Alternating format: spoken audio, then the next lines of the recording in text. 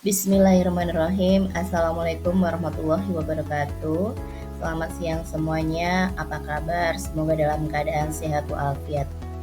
Jumpa lagi dengan saya Ibu Yuli Supriyani dalam mata kuliah Manajemen Strategi.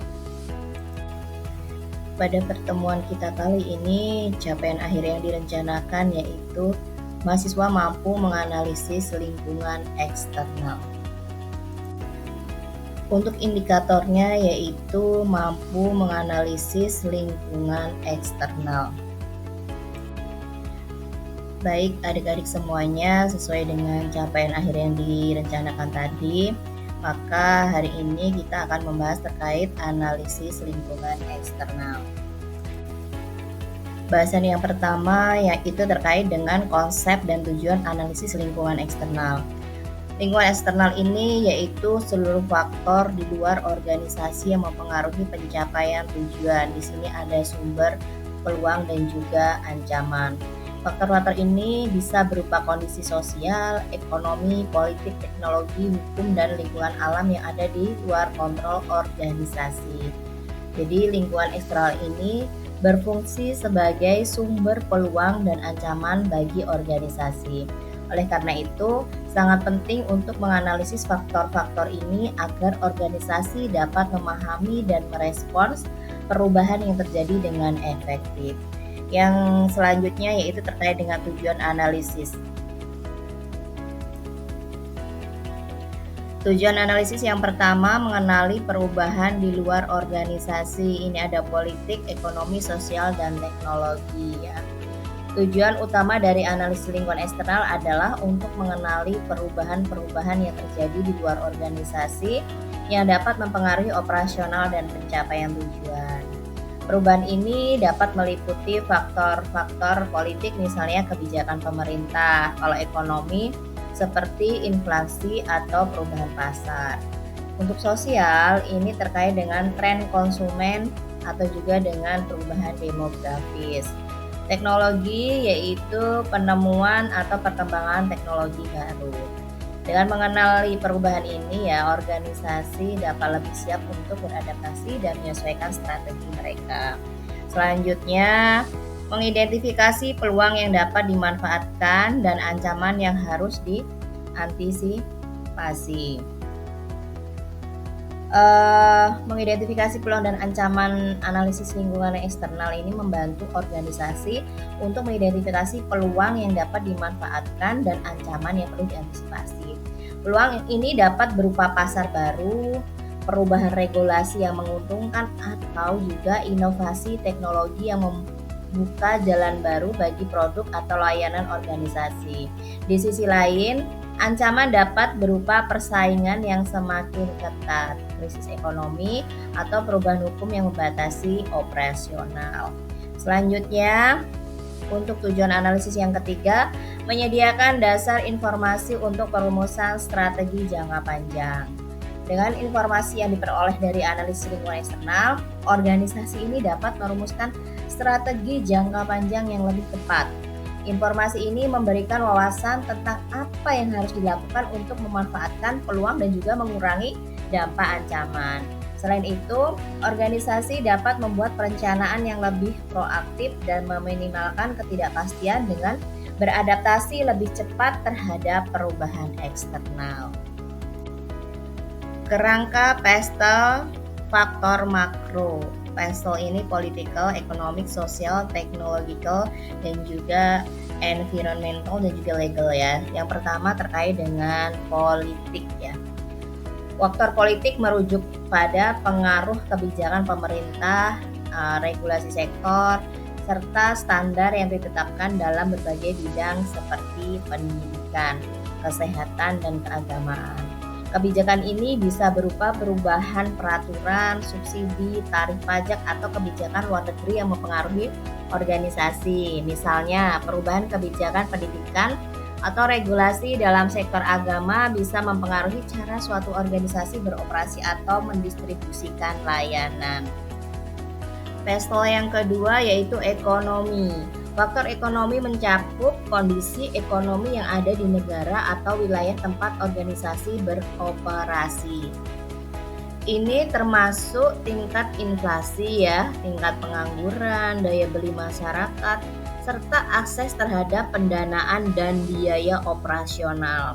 Faktor ekonomi sangat penting karena mempengaruhi kemampuan konsumen untuk membeli produk atau layanan serta mengatur struktur biaya dalam organisasi. Misalnya, krisis ekonomi atau resesi dapat menurunkan daya beli dan mempengaruhi pendapatan sebuah perusahaan. Kemudian, pasal yang kedua terkait dengan sosial. Faktor sosial ini mencakup elemen-elemen terkait demografi. Demografi di sini ada usia, jenis kelamin, pendidikan, dan juga lain-lain ya. Nilai-nilai sosial, budaya, serta tren gaya hidup atau religiusitas yang berkembang dalam masyarakat. Perubahan dalam perilaku sosial dan preferensi konsumen bisa mempengaruhi produk atau layanan yang ditawarkan oleh organisasi. Misalnya tren konsumen yang lebih peduli terhadap keberlanjutan dan isu sosial dapat mendorong organisasi untuk mengembangkan produk ramah lingkungan. Selanjutnya, pasal yang keempat yaitu terkait dengan teknologi.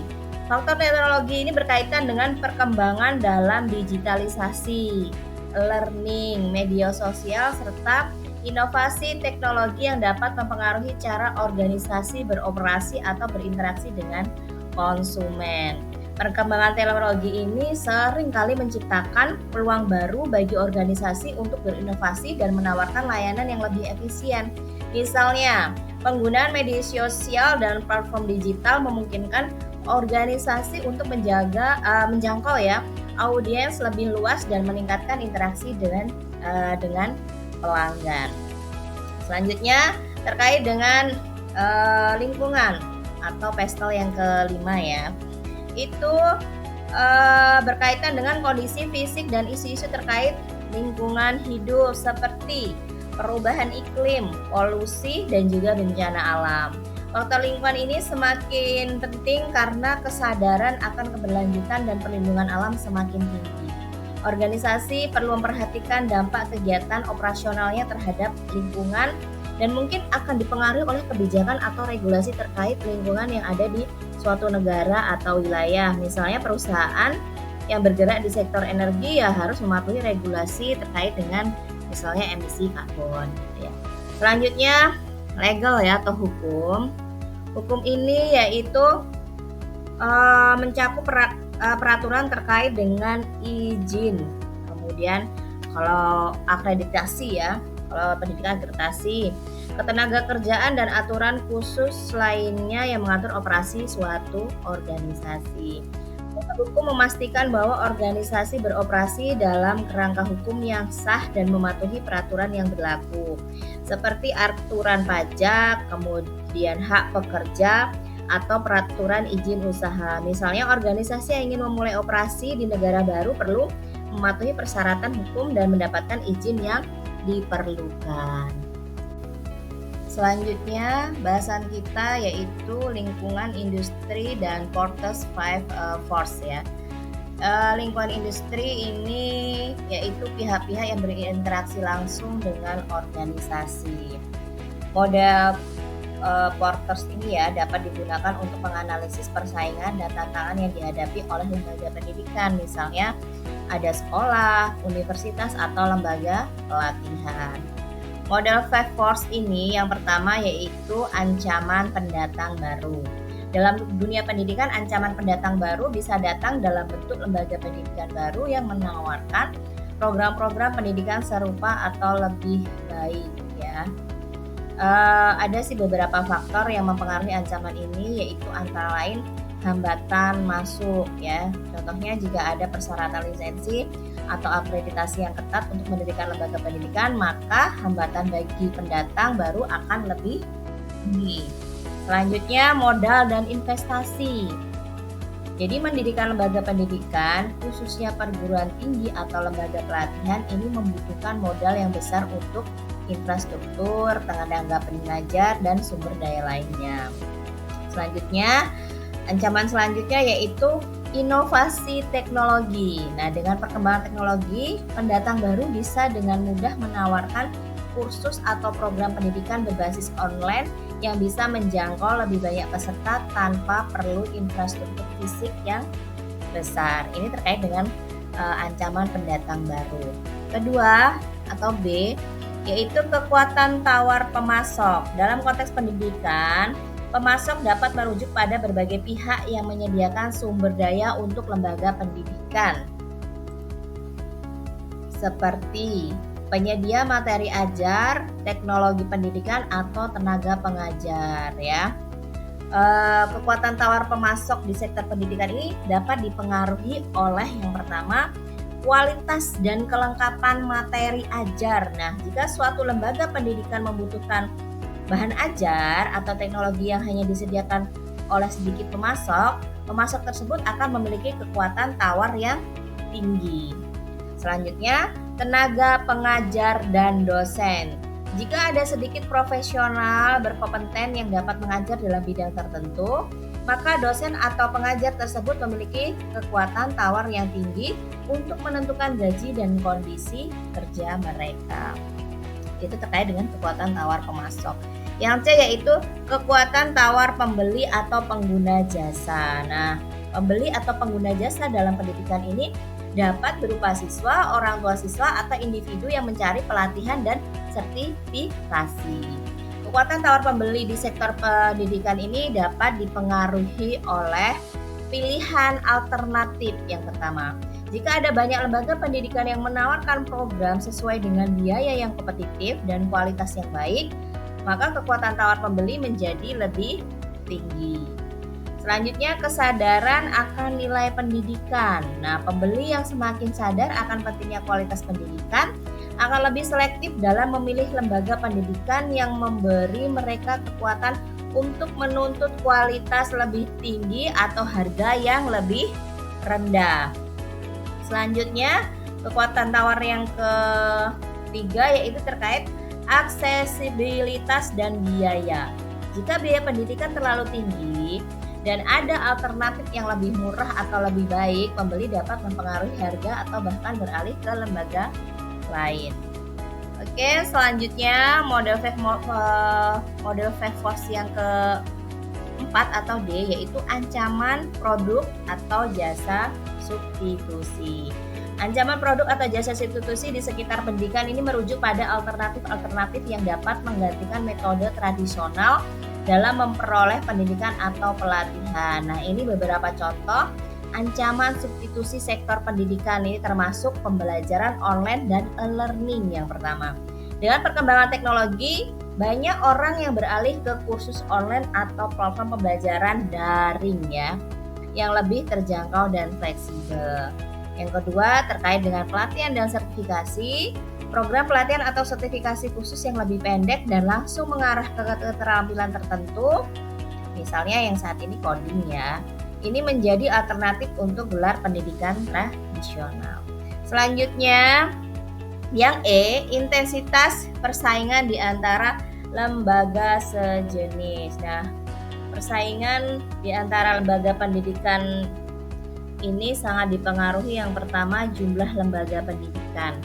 Nah, semakin banyak lembaga pendidikan yang menawarkan program serupa, semakin tinggi tingkat persaingan yang ada. Jadi lembaga pendidikan ini harus berinovasi dalam pengajaran, fasilitas, atau kurikulum untuk menarik lebih banyak siswa.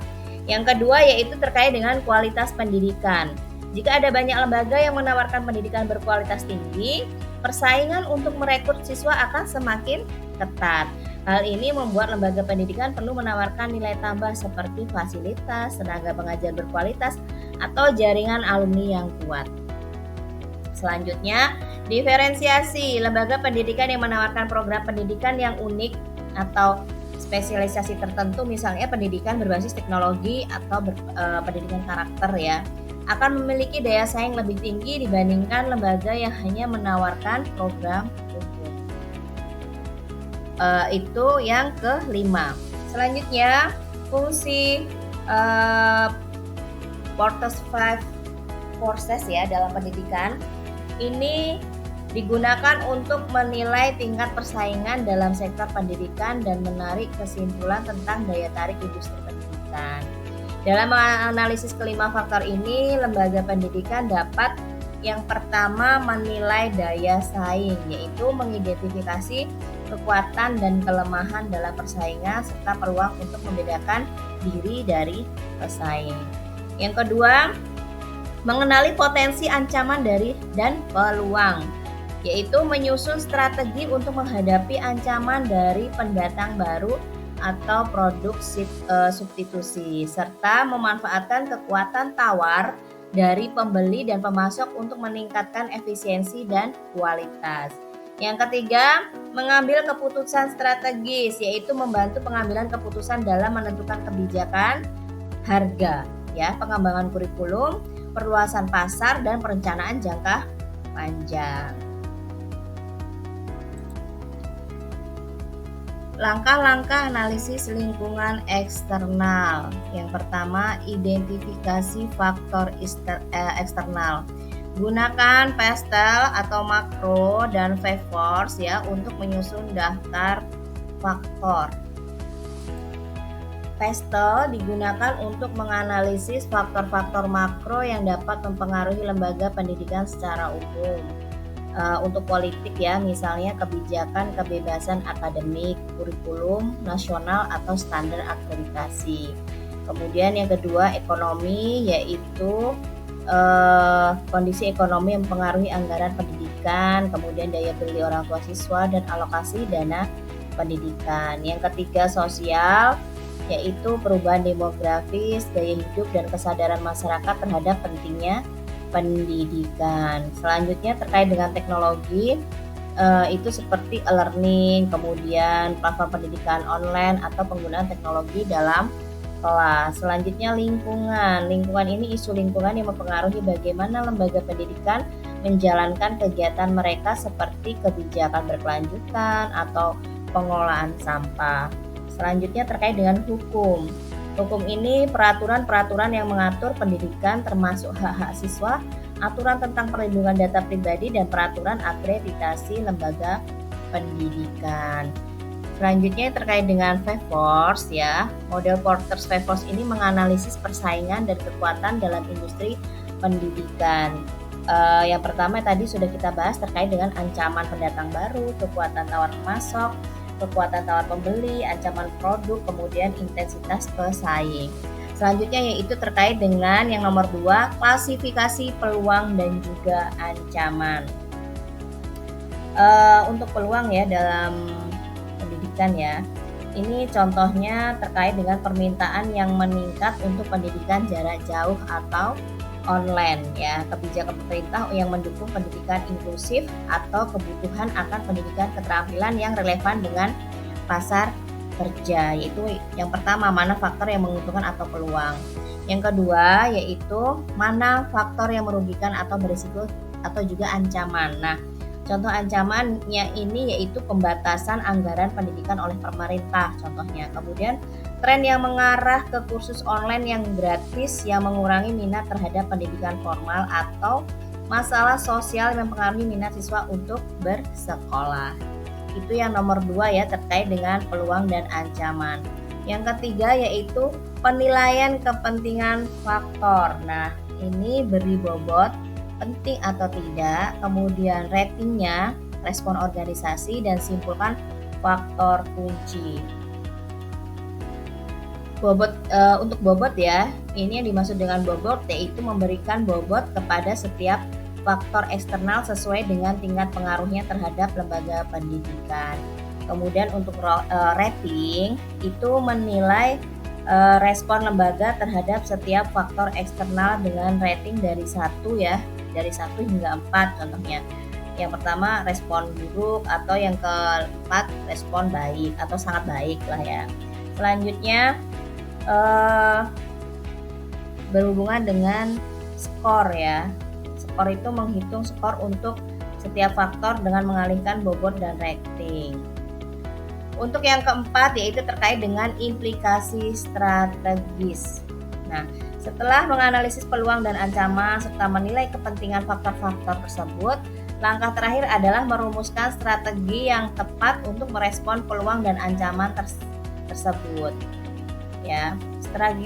Strategi ini bisa mencakup yaitu pertama strategi untuk memanfaatkan peluang, yang kedua strategi untuk mengatasi ancaman. Nah, jadi dari langkah-langkah analisis lingkungan eksternal ini lembaga pendidikan dapat lebih memahami tantangan dan peluang ya yang ada di luar mereka.